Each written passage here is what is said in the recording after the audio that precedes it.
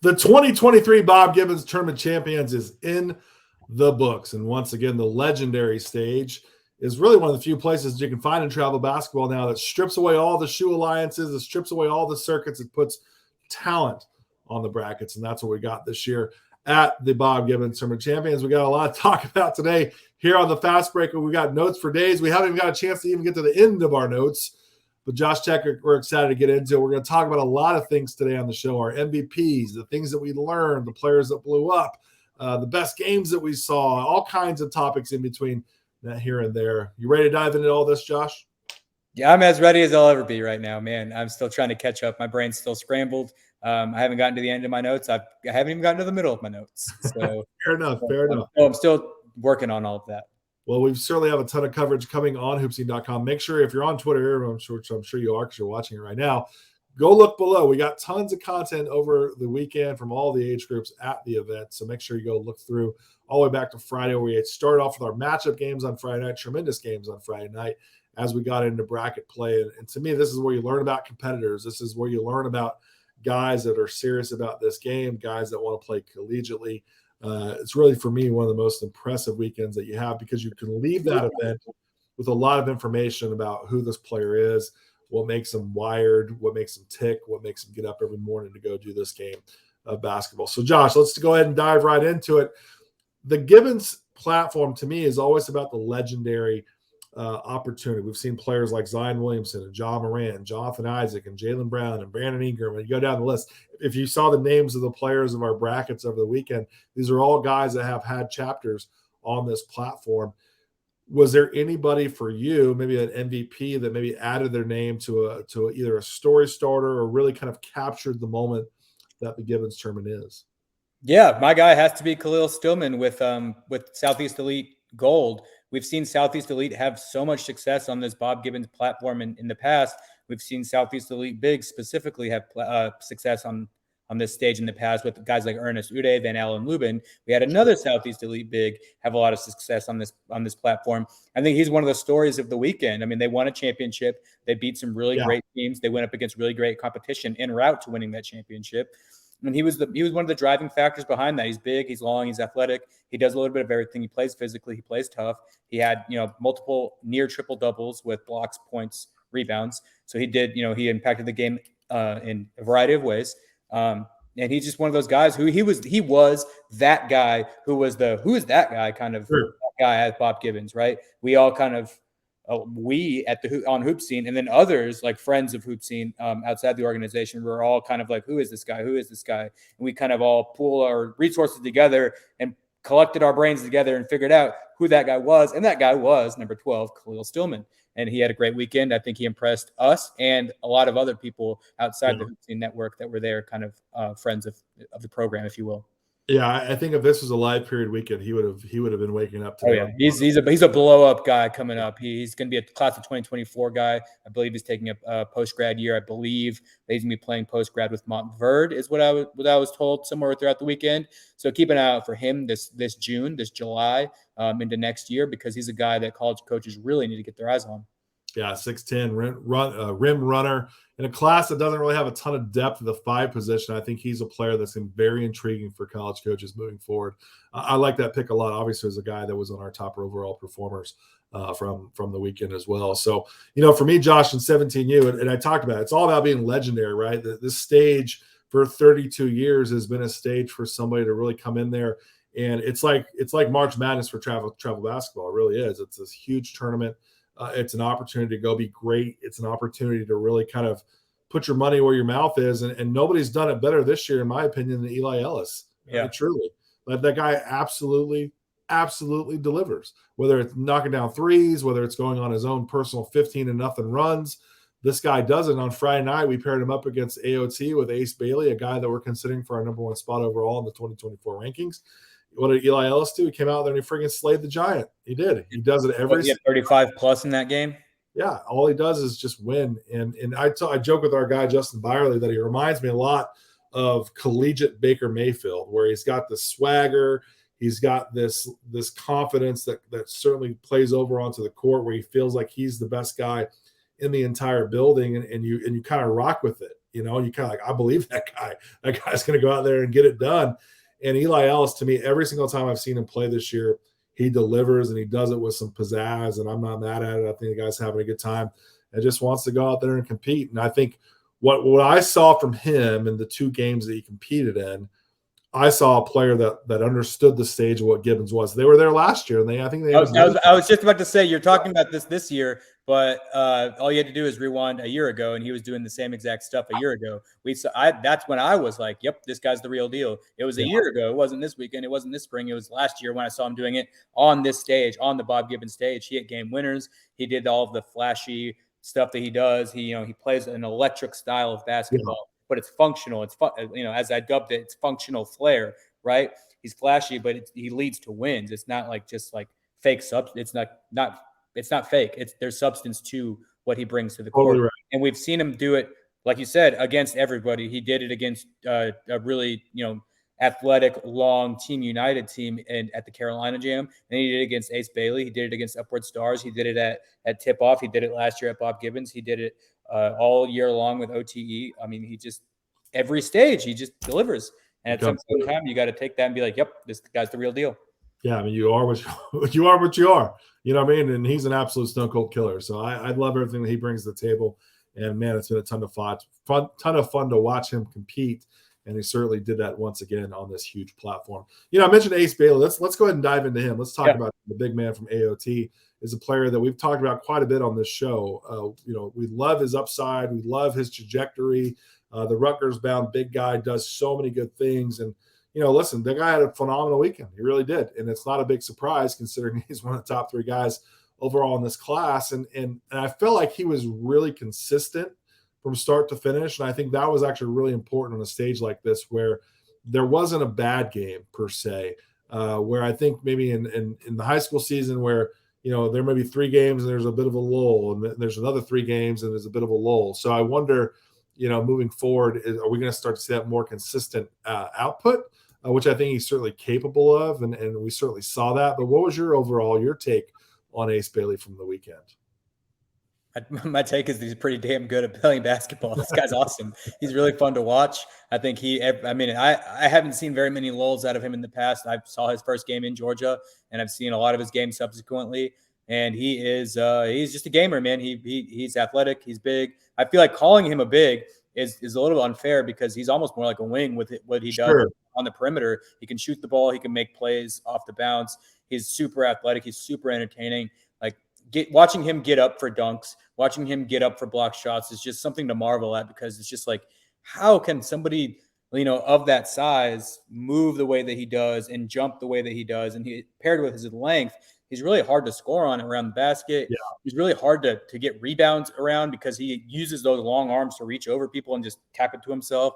He soars up for highlight reel dunks. If you go through and look at, our top 10 plays or whatever we have coming up, as far as video content, there's going to be a lot of Ace Bailey in there because this guy was making highlight reel plays left and right. Well, I want to clarify what I meant by a lull. I think anytime you have a player of that type of stature, you expect to see the very, very best. Like LeBron may score 20 points and get 8 rebounds and they may win. But for LeBron, like anybody would be stoked to have that type of game, right? That's what I mean, right? I knew what you meant, but I just wanted to kind of clarify for right. And I want to clarify my point too, to not think that I was saying that he didn't play hard, or he didn't come with it. But I think that is what we saw from him over the weekend, were like these really high level performances game in and game out. And I was really impressed with his perimeter shooting. I thought it was really, really good. And can't wait to see what he becomes down the road. So I thought this weekend is one of the weekends where you and I are like, this guy could be the number 1 player in the country.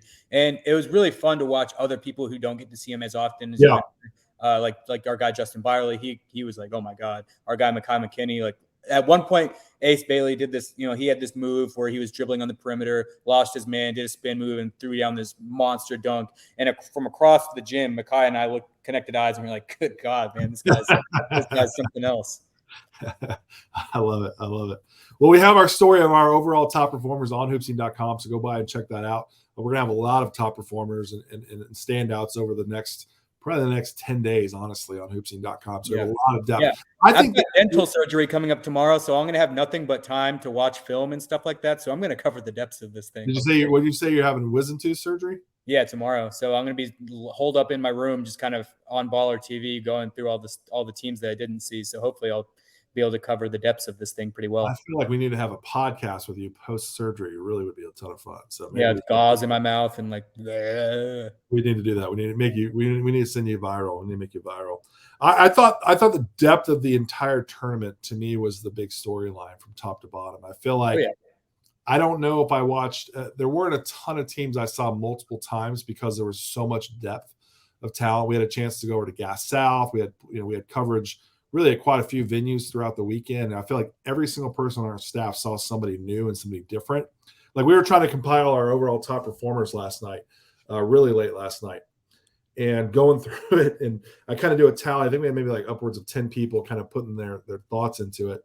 I mean, I filled up a whole sheet of paper with the amount of people that we had all kind of nominated. So that I was impressed by that, by the overall depth of talent. I think we have talent for all levels of basketball, whether you're the blue bloods of college basketball or if you're all the way down, you're an entry level junior college program. I feel like there was somebody for every single level at this year's field. I was really, really impressed with that.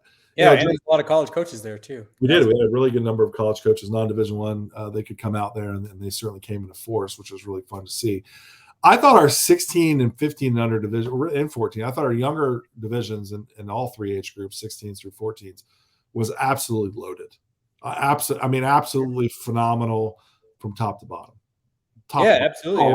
I think I just inadvertently spent the most time watching 16s and then subsequently on Sunday ended up watching a lot of 15U action. Yeah. And that's just because I was like drawn like a moth to a flame and be like, ooh, I want to see this team. Ooh, I want to see that player. Ooh, I want to see this guy. And I just kind of happened to just drift towards those, right? And I do think that a lot of that has to do with how strong the 2025 and 2026 classes are looking, right? Yes. You're like, ooh, I need to get eyes on this guy. Ooh, I need to see this team. And a lot of our 16U division and a lot of our 16U teams are just guys that we aren't super familiar, or 15U, or just guys that we aren't as familiar with because we've seen the 17U guys, or at least I have a lot at this point. I've seen Ace Bailey a lot. I've seen Eli Ellis a lot. But now I'm trying to find some newer guys, trying to kind of do all that kind of digging a little bit. And I had a really good time watching the younger guys.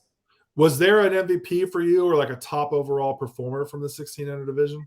Yeah, I mean, like once again, I'm always going to go with guys who win. I'm always going to go with guys who win championships. Sure. If you don't get MVP awards for coming in third place or anything like that. So my guy has to be Jacob Zhu with Team Person. He hit the big game winner that sent the gym into hysterics. It sent Team Person on from the semifinals to the finals, and then they ended up winning a championship in the 16U division. I think he did everything at the point guard spot, passed, handled the ball really well. He was, if not their leading scorer, one of their leading scorers. He scored the ball consistently from all three levels. Like I said, he hit the big time shot. He has a flair for the dramatic. He was just one of those guys that used the Gibbons platform to his advantage, right? Sure. Yeah. But when we look back on this 2023 Bob Gibbons, especially the 16U division, his shot is going to be one of those memories. It's like, oh my God, can you believe he did that in the semifinal game, and it sent them to the championship, in which they ended up winning and all that stuff. So I think he used this platform to write another chapter in his story. And what is even more impressive to me is that he was doing it while playing up. He's a 2026 guard, playing in the 16U division. So I think Jacob Zhu has to be in the discussion for 16U MVP or whatever you want to call it, at least in that bracket. Yeah, you're right. And that 25 and 26 class is really, really good. To me, when I look back at this entire spring, some of the very best players that I've seen are coming from those classes. I mean, if you want to add one to it, in that game they hit that shot in what they were playing Game Elite 2026. That entire team was playing up, and Mustafa Diop was another guy from in the 2026 class that if you go on hoopscene.com, you've seen me gush and rave about how this guy has the most potential in Georgia's 2025 class. So, or 2026 class, pardon me. So for more on Mustafa Diop, go tap in on his profile. I love self-promotion, man. I'm not mad at that. I thought the Upward Stars 1600 team, who ended up beating the Atlanta Celtics in one of the championship games there in that division, that team top to bottom, I was really impressed. They're so long.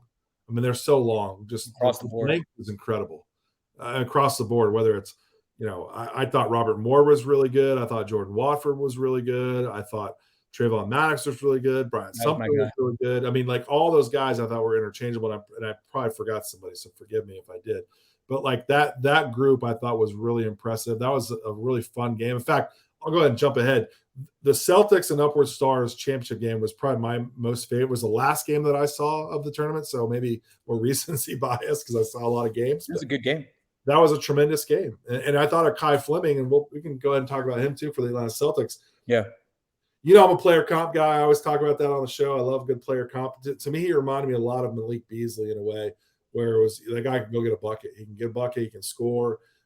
Really explosive. I think Kai Fleming out of Georgia's 2025 class has a chance to be really one of the premier scorers that we have nationwide. And I thought he was solid this weekend. I think he probably would grade himself just okay over the weekend. But he played his best basketball when they needed him to play his best basketball, and that was Sunday. Yeah. And then my game of the weekend was also a Celtics game. It was Celtics versus Team Huncho, and in that game, Huncho was winning in the first half. In the second half, Akai Fleming went off for like 21 points at 21 of his like 30 points in the second half, and ended up giving the Celtics that boost they needed to advance to that game against Upward Stars. He was really tremendous in that game. And throughout the weekend, you could see his shot creation. You can see what he was trying to do. You could see his ability to get to his spots. Earlier in the weekend, his shot just wasn't falling. And that was just kind of the thing for me. I got to see them on opening night. I got to see them on Saturday morning, and I got to see them on Sunday afternoon. And that progression was just like, yep, he's doing what he does. Yeah. His shot's just not falling. And then on Sunday, his shot was falling. And that's when it all came together. And it's like, yep, that's the Akai Fleming game. You know, you mentioned it earlier that this is a stage talking about Jacob Zoo where, you know, guys can write big chapters in their stories. I also think it's an event that, again, we've seen, you know, I always think back to Jonathan Isaac. Like, it was really fun watching Team Judah, by the way. I watched Team Judah's 17s and their 16s, actually. Yeah. I think their 16s play on court 3. Nevertheless, court 3 is where the first time I saw, or maybe it was court 2. Nevertheless, it was on the 16s played on court 2. Jonathan Isaac blew up at Bob Gibbons on those 2 courts, and it was really fun to see his programs be on those same courts where his story began. And to me, like, that was really cool. I thought that's why I love the Bob Gibbons Tournament Champions, that there's a lot of connectivity. Listen, that event's 32 years old, man. 32 years old. A lot of guys have played on that platform over the years, and I think that's what was so fun. And that's where guys start their story. A player can really kind of put his name on the map. Was there anybody for you that kind of fit in that space and that category that was, you know, a story starter per se? Oh, hell yeah. You look to Championship Sunday again in the 15U division. You go down to Orlando and see our friends in TNBA South. It was Rylan Kelly, guard / wing, 3-ish kind of guy. When you look at him, he looks like a dude. Like, physically, he looks like a dude. And he plays he's on the 1500 team? Yeah, they won the championship. They beat Team Huncho in the championship game. So it's not. This is once again, you kind of go look at winners, and he was the guy that Andre Whitehead, our guy Andre Whitehead, and I were watching the game at the same time. I forgot who they were playing. It was their semifinal game though, and he texted me in the middle of that game and said, "Number 0 is a dude." And I looked at him across the gym and I just nodded my head. Yeah, this guy's lighting it up. And then our guy Zach, he was covering their championship game. And afterwards, he came up to me and was like, "Yeah, number 0 is a dude." And I was like, "Yep, I just saw him play and had that same interaction with another guy on our staff." So Rylan Kelly with TNBA South is the story starter of the weekend for me, because he kind of came in under the radar. I mean, it is 15U, but still, he came in under the radar, and he left as one of the must-know prospects moving forward. I think he could be one of the better prospects that we've ever seen coming out of that TNBA program. Sure. He's got it all. He's athletic. He can shoot it. He's got skill work, and he thrives on the big stage, right? I think as we watch him develop over the coming years, we could be seeing, like, you know, really talented player. Yeah, he definitely looks the part. He'll catch your attention right away. I agree with that. You know, one of the things I really appreciate why the Gibbons is what it is because we really want to take into consideration what's already happened too. And so the Bama Cup is a new event for us this year. We just had it, I think, last week or 2 weeks before the Bob Gibbons Tournament Champions. The Tennessee Marathon came down. They won the 1700 division. So we gave them a really good matchup against New York Lightning on Friday night. I saw them play again against 1-of-1 in the bracket play, and those guys came to play. Shaq Mason is a player that you're probably familiar with. That's his program. And they've got a guy, Ron Brinson Jr., that I thought was, to me, I didn't know much about him. I talked to our guys that saw him in Alabama. Like, yeah, he was really, really good. And he was really, really good again, once again, at Bob Gibbons, at 6'4", really athletic wing, a guy that can get a lot of stuff done. And they played so well over the course of the weekend, a team that I'm not super familiar with. I haven't seen this. My first time to ever see them play. And I think he's a guy that can really go on and become a really high-level, interesting prospect. If I'm a school maybe in the Ohio Valley, if I'm a school in the Southern Conference, Big South, Atlantic Sun, I probably want to get my eyeballs on this guy. I thought he was a really good college player and somebody that I think could really see his recruitment skyrocket after his performance over the last couple of weeks. But it all started with them going and winning the Alabama Cup. And that's why I think it's so important. They get seeded, teams get seeded. We'll do the same thing with our Best of the South. As your performance over the course of the year, we're going to try to put you in a good position and put you against some like-minded teams to give your guys an opportunity to play well on the big stage. That to me is the fun part about what Bob Gibbons is when we bring that to the table. Josh, I kind of mentioned earlier, like some of the lessons that we learned. For me, it was the depth. When you look back at this one, what were some of the things that you kind of walked away with that you feel like you didn't know, going into the event?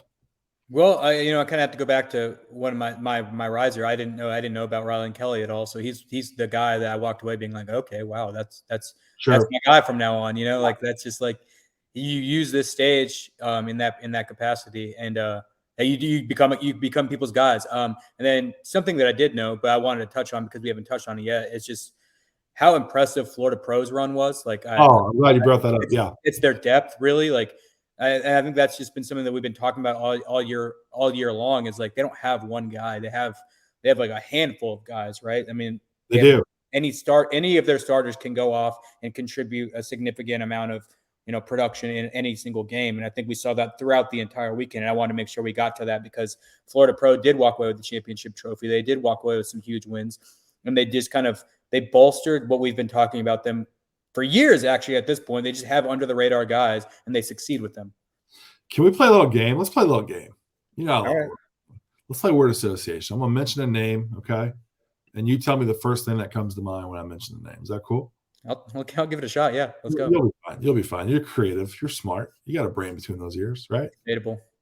Bryson Tiller. Oh, I was worried about the rims. How about that? Yeah, grown man, Atlantic Express. Adult. Like his frame is college ready right now. It looks like he's still a 2025 guy. I'm just gonna keep expounding on him.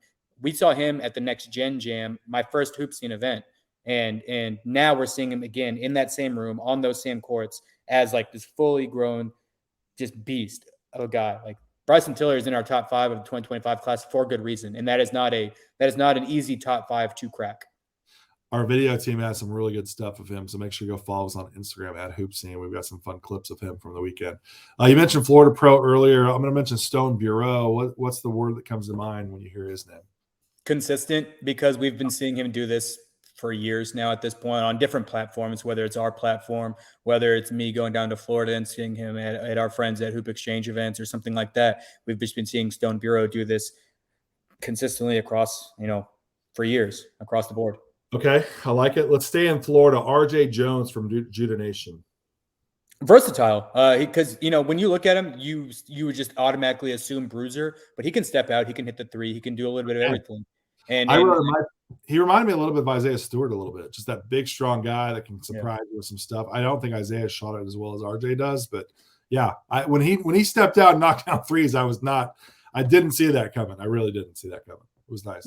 Yeah, he had a really great weekend. We want to shout out Judah Nation again. So yeah, we were all really impressed with RJ Jones across the board. Yeah, that team, that program in general is top notch.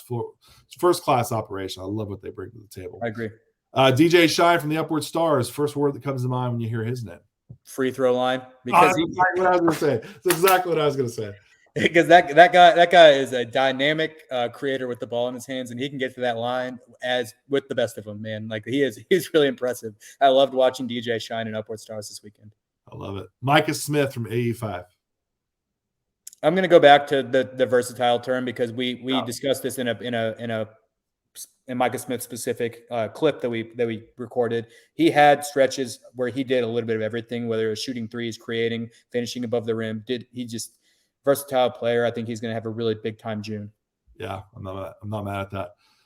How about Blake Wilson from Atlanta Pivot Elite? Let's throw out Blake. We've known Blake a long time. He's been really good. What word comes to mind after this weekend? It may have changed for you. I don't know. I'm gonna go with stock riser because that's what he has been this season. He I believe if I remember correctly, sorry, that Bob Gibbons weekend kind of leaves me a little bit tired and my brain foggy. I believe he walked away with an offer from Voorhees this weekend. They were there in the gym, and he's a guy that certainly is deserving of offers because he has been really boosting his stock this season. Physical, athletic. He's led to a really successful ATL pivot weekends. We know that program is really well coached and they're really well developed. And Blake Wilson is a guy he's come up playing in different iterations of that program, and he's the guy that's developed throughout the years, and he's having a really good spring.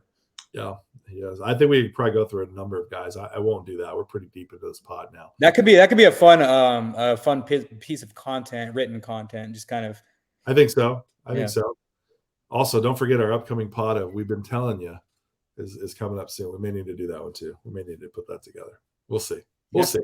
Who knows? Well, Josh, this has been fun. We got, like I said, we have a ton of content, 2 weeks worth coming on hoopsing.com. Yeah, if we didn't get to you today, we're going to get to you at some point this weekend. There's a lot to take in. There's a lot to take in. We have enough to go through. Podcast a day. Maybe we will. I don't know.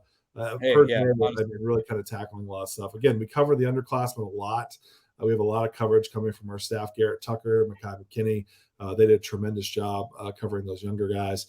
So we want to make sure we get into those guys and talk about them here throughout the week as well. So for Josh Check, I'm Justin Young. We appreciate you watching the Fast Break as we've talked about the 2023 Bob Gibbons Tournament of Champions. If you like that, if you came and played with us, go ahead and go to hoopsing.com/events. We've got some tremendous summer events coming up, the Best of the South, downtown Atlanta for the NCAA Live period. We're at the World Congress Center, right across the street from the Mercedes-Benz Stadium, right across the street from State Farm Arena, right across the street from Centennial Olympic Park and the College Football Hall of Fame. It's a terrific. World of Coke. I like going to the World of Coke. The World of Coke, not necessarily across the street per se, but across the park. Across the park, right? There you go. But you're going to want to be a part of the the Best of the South. There we go.